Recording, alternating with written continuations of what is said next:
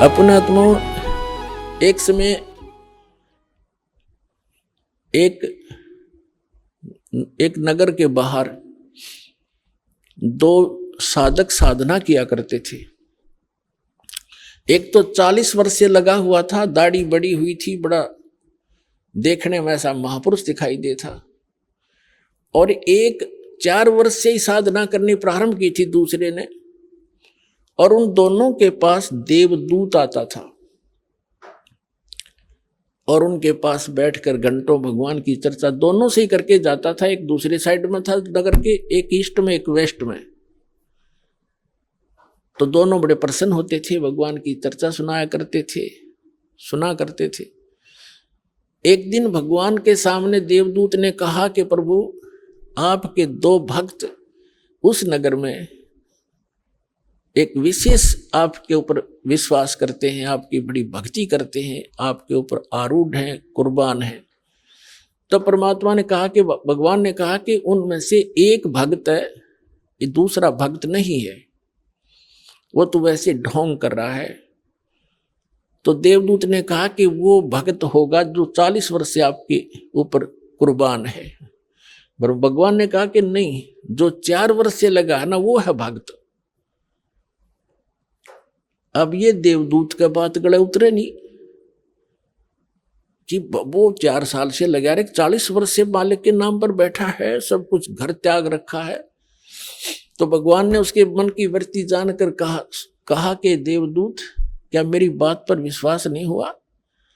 देवदूत कहने लगा, जी भगवान, आपकी बात पर अविश्वास हो ये तो हो ही नहीं सकता, लेकिन मेरी बुद्धि संकीर्ण है, या मेरा गला उतरती को ना।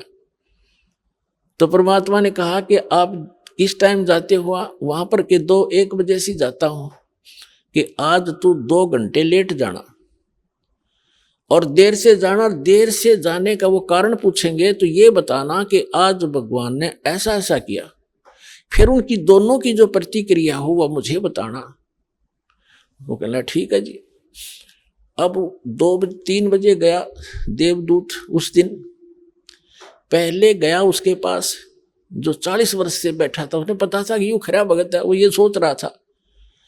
अब उसने भी कारण जाना कि देवदूत आज तो बहुत लेट आए, क्या बात हुई? आपकी इंतजार कर रहा था, चर्चा करते भगवान की, अच्छा टाइम पास होता था। देवदूत ने कहा कि हे भक्त, आज के बताऊं, बस पूछे मत, आज तो मेरा कलेजा पकड़ेगा। आज भगवान ने ऐसी अनहोनी कर दी। 1 बजे उन्होंने कैसी अनहोनी करनी थी वो देखना था, उसको देख कर आया मैं। तो देवदूत ने पूछा, भी ऐसा क्या कर दिया भगवान ने? कि परमात्मा ने सुई के नाके में जिसमें धागा डाला रहे, उसमें हाथी निकाल दिया। तो वो न्यू कहो 40 साल का भगत है, न्यू बोला इसी झूठ बोल किसी का जो चीजा है और आगे मत बताइए बात किसी का, ये कभी हो सकता है सुई के नोके में हाथी निकल जाए? अब देवदूत का बात याद आई भगवान की, तो डांगर बैठा है, बता जब इसने इतना विश्वास नहीं, भगवान क्या नहीं कर सकता, खाक भक्ति कराइयो। तब उसकी दिमाग का शक्रु सीधे हुए देवदूत के कि भगवान ठीक कह रहा था। फिर गया वो दूसरे के पास। अब उसके मन में ये थी कि दूसरा तो और भी गलत बोल लेगा, जो 4 वर्ष से लगा हुआ था। अब उसके पास जाकर बैठ गया। उसने भी पूछना ही था कि देवदूत बहुत लेट आए, क्या बात हुई, कुशल तो हो? उन्होंने भी उसको ऐसे ही बताया कि ऐसे ऐसे परमात्मा ने एक लीला करनी थी 1 बजे, और मैं उसको देखने के लिए रुक गया। तो उन्होंने पूछा क्या लीला थी, बताइएगा। कि भगवान ने तो कमाल कर दिया, अब बताऊं तो किसी का जचे नहीं, शर्म आओ मुझे, आम आदमी मानता नहीं। अब क्या बात बता तो फिर भी, कि भगवान ने सुई के नाके में का हाथी निकाल दिया। वो भगत कहता है 4 वर्ष का, बस इसी को आश्चर्य मान रहा है। भगवान निकाल दे सारी पृथ्वी ने सुई के नाके में गए।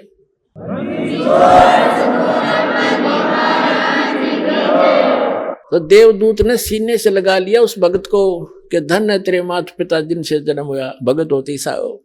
तो पुण्यात्माओं, इस भक्ति मार्ग में इम्पॉसिबल चीज नहीं होती और अविश्वास नहीं होना चाहिए। सतगुरु जो चावे सो कर ही, 14 कोट दूत जम डर ही, ऊत भूत जम त्रास निवारे, और चित्रगुप्त के कागज फाड़े। बोलो सतगुरुदेव।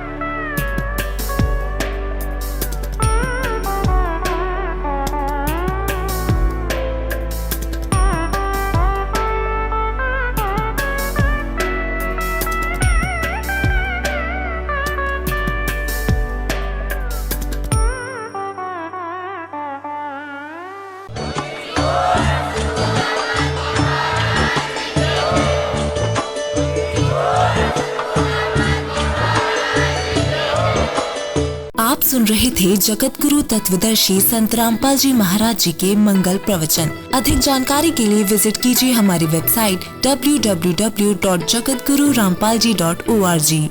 संत रामपाल जी महाराज जी के शुभ आशीर्वाद से पूरे विश्व भर में 500 से भी ज्यादा नाम दीक्षा केंद्र हैं, जिन पर संत रामपाल जी महाराज जी द्वारा ऑनलाइन निशुल्क नाम दीक्षा दी जा रही है। अपने नजदीकी नाम दीक्षा केंद्र का पता करने के लिए संपर्क करें 8222880541।